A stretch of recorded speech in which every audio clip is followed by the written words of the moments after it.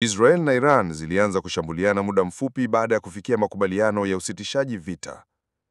Rais wa Marekani Donald Trump amesema utekelezaji wa makubaliano ya amani kati ya Iran na Israel umeanza rasmi.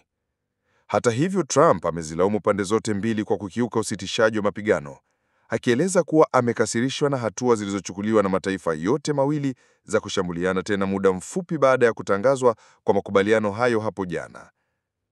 Wote wamekiuka makubaliano. Israel pia imekiuka. Mara tu baada ya kufikiwa makubaliano, Israel ilirusha makombora mengi kwa kiwango ambacho sijawahi kushuhudia hapo awali. Sijafurahishwa na Israel.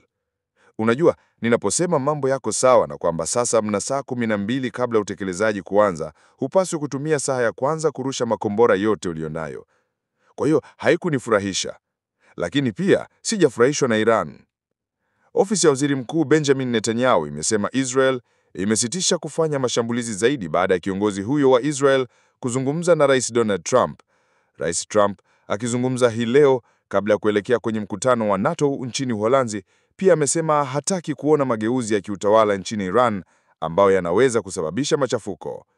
Tuki Media, karibu nyumbani.